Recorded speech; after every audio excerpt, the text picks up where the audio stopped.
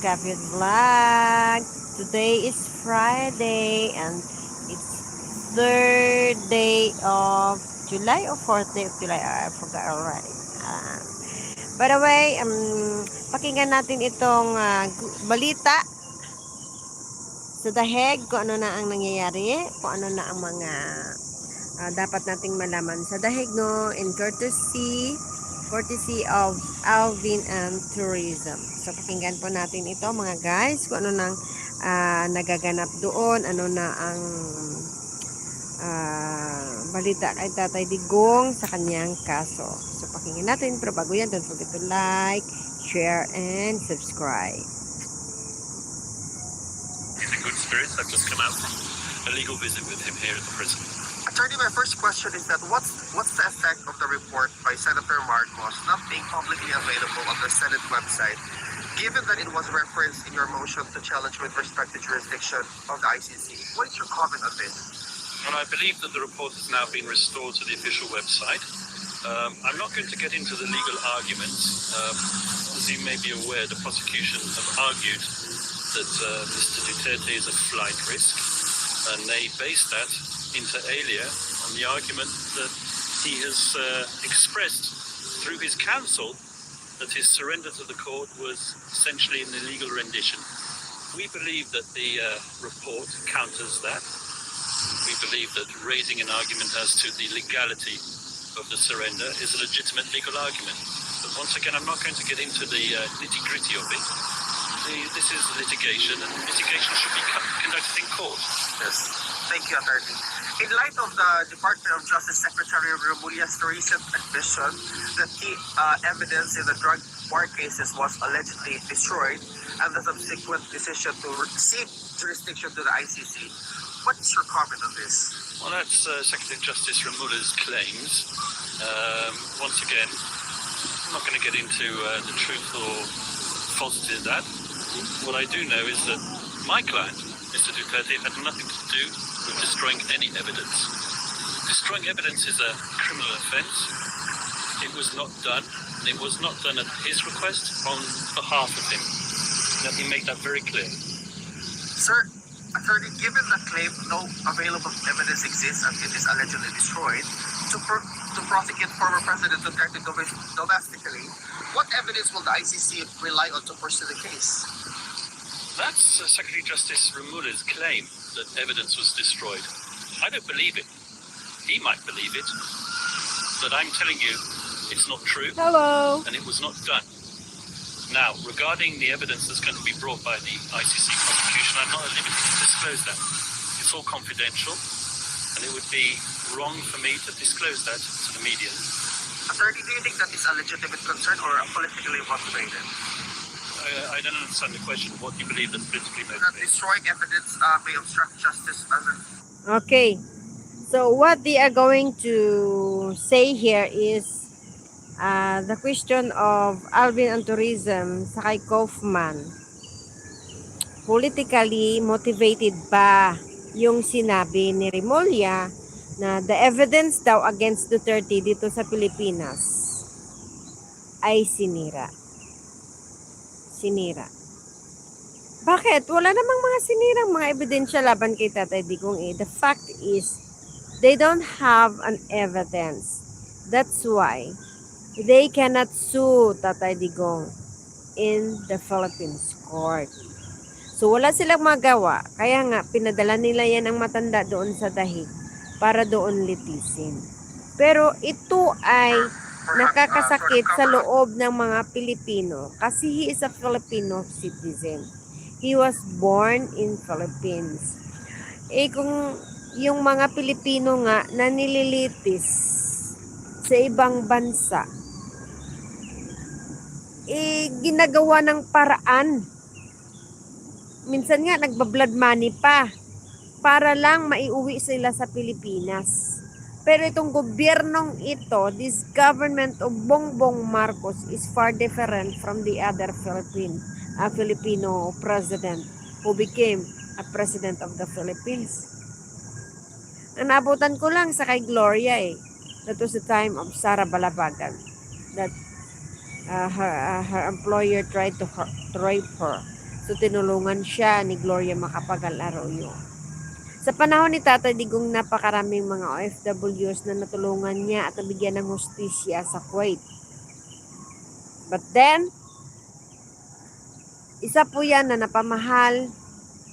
Since then, the reason why OFWs love Duterte, Tatay Digong, dahil sa kanyang ginawa what he did to our country. Diba?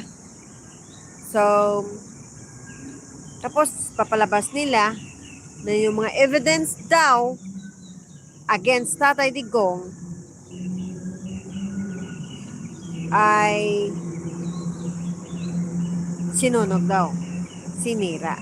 Ay, hindi sinunog, sinira. So, wala namang na-mention doon na, sinunog, kundi sinira. Eh, talaga namang walang ebidensya, kaya walang kaso si Tatay Digong sa Pilipinas, diba? Hello, MG7, M7, where you came from? I came from Philippines. I'm doing a vlog about our administration. If you heard about what's the situation or about the news in the Philippines, then you will know what is I'm talking about is. I'm talking about how and why the Philippine government sent PRRDO previous President Rodrigo Roa Duterte in The Hague.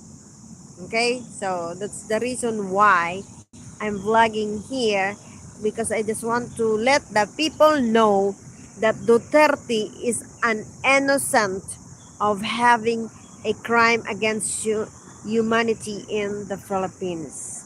He does everything for the good of our country. He did everything to make the people in the Philippines safe, and also the tourists, people who came and visited Philippines, no?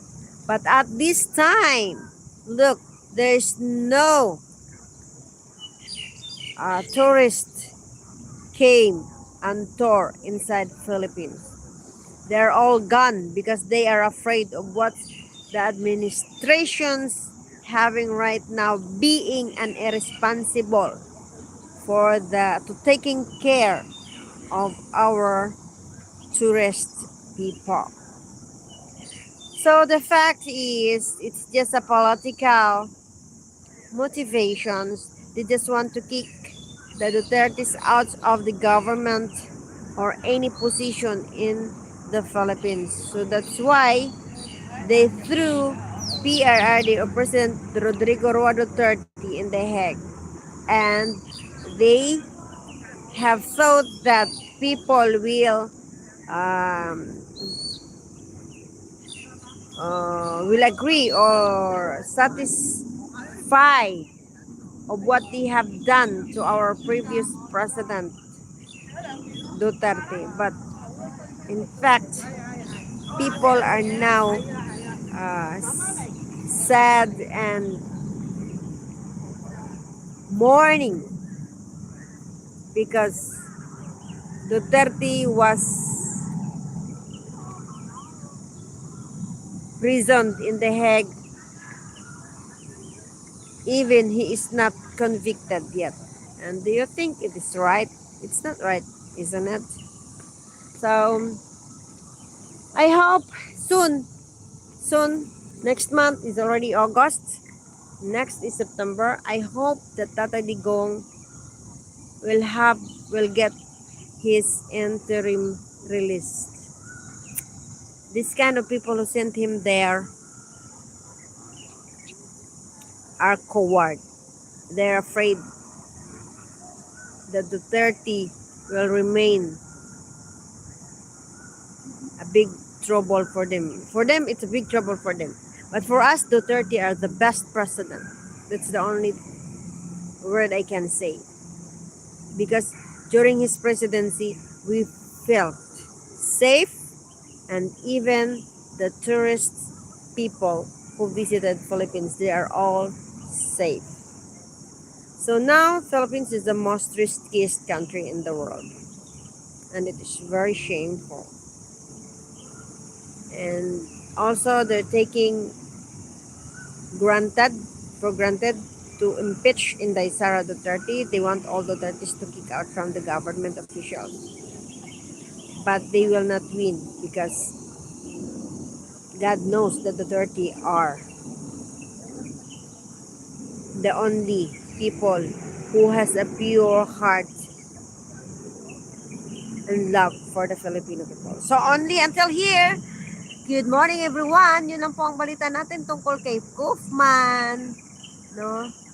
Na binalita ni Alvin sa atin, and we're hoping soon that Tatay Digong will get his interim release. Bye-bye! Ingat po tayong lahat.